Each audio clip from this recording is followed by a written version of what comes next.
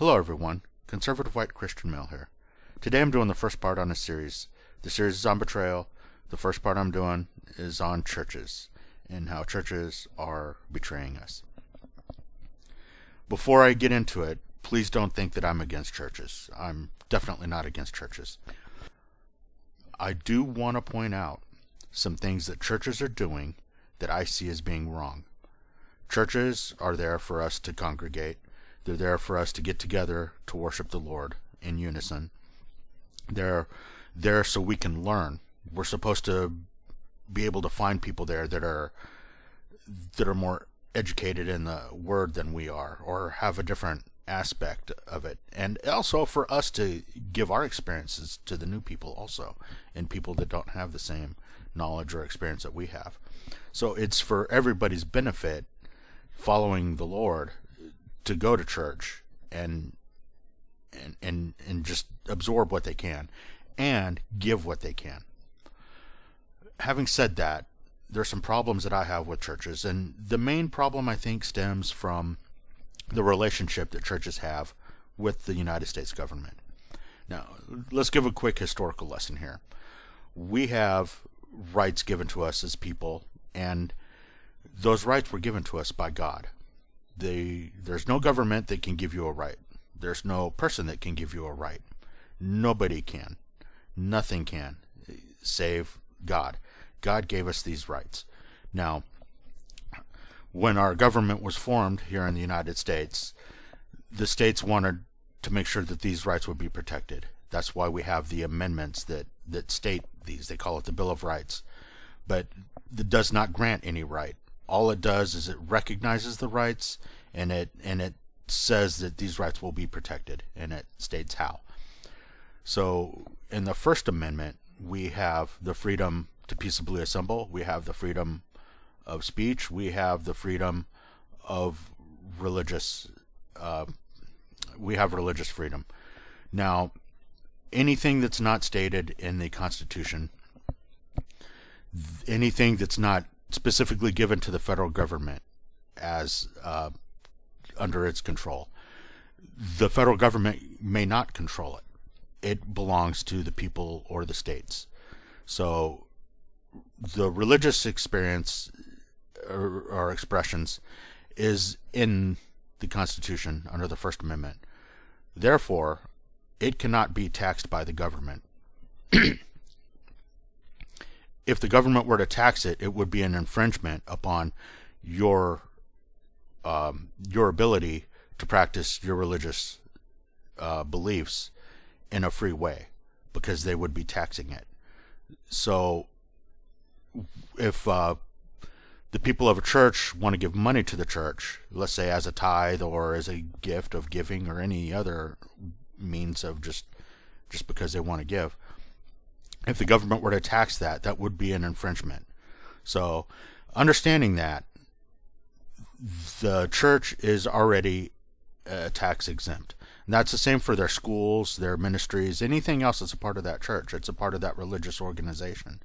Now, when they come up with the tax code, they've got the 501c3s, and those are made for groups to request to become recognized as a tax-exempt organization. And most of these are nonprofits, and they do some kind of public good in their organizations. Well, it wasn't even until the 1950s. I want to say 1954. Don't quote me on that, please. But it wasn't even until the 50s that the churches were mentioned in this. And that was probably one of the craftiest things that, I believe it was Johnson that put that in anyway, that got this going. But that was one of the craftiest things, because churches started thinking that they would be more legitimate. I'm using air quotes here. I'm always using air quotes. Thinking they would be more legitimate if they had that status. So many churches, and I think even the majority of churches, request this status. The problem is that they're giving up a freedom that they already had. They already have tax exempt status just because they are a religious body. They already have that tax exempt status. But when they do the 501c3, part of the paperwork process is that they have to agreement. It's an agreement with the government. They have to meet these standards that the government comes up with, and or they won't be tax exempt. Even though we already know they will be tax exempt, but they won't be able to say they're a 501c3 tax exempt. So one of the things that they give up is that they cannot have political affiliation. Another one is they cannot endorse any political candidate. They cannot discuss any politics that's on voting. They can't tell the people how they should vote. Which, if you look at what a church is supposed to do, a church is supposed to help you, guide you with how you look at your social life, right? And part of your life experience is voting, and teaching you what is right and wrong according to whatever your church's beliefs are. So how can you do what's right that you believe to your church, through your church, and try to affect the world around you if they cannot tell you how you can vote to influence the vote for their own beliefs? It's a way to cut off the speaking of the church. And this is one of my main problems with that. Another problem that I have with churches and the government is that the schooling. Churches have gotten out of the way of teaching kids. And there's Sunday school on kids, but there's no way an hour and a half or so or 2 hours of Sunday school is going to make up for all the hours of public school that they got. So they let the government has completely taken over schools. We have school districts still, but that's just a waste of taxpayer money to go pay for these boards and all this other stuff, because there's really no control that they have. There's so many state laws and federal regulations that have snuck in. There's no such thing as a local public school. You don't have a say. I've got 4 young boys aged 5 to 13, and we live in a rural area. We got some really good schools here, but they're still government schools. And I have no other choice. I don't have the time or the resources to homeschool. Legally, you have to meet standards. By my state, there's certain laws that you have to do if you're going to homeschool. The times that you have to be able to meet and have your school, air quotes again. I'm working on it, though. I'm learning. When I got into this, starting this channel, it was to try to get people together to help me, because my main mission was to make a public school that's Christian based, a school that's free for people to put their kids so they can get a good Christian education and not have to pay out of pocket for it. So that's still one of my goals, and I'm afraid I'm not going to be able to do that for my children because time is going so quick. Anyway, back to what I was saying. The schools don't have any control in the local arena. They have very little control over what they teach. So the churches have failed us there. The churches have failed miserably when it comes to where do you look to when things go bad? Because the government has everything that people want. They have FEMA, they have food stamps, they have welfare, unemployment, disability, all that comes from the government. People used to be in need and they would be supported by their neighbors who, would use their church to support people. That's what it's supposed to be like. That's how you spread the word, is one of the ways, by helping and giving to your community. We don't have that anymore because nobody goes to the church when they need food or water or stuff. I shouldn't say nobody. I have looked to the church before when I had needs. But in general, people don't think, I need help. I'll go to a church. People don't look to the church for that. They look for a government program. And the church has really not done much that I've ever seen to fight that. Now, granted, it wasn't my generation that did this. This is what we inherited. And I'm in my late 40s, so it's been around for a long, long time. But the people that are like younger generations than me, they even know it even less, to think of anything from a church like that. And so the churches have let us down that way. And I mentioned FEMA a moment ago.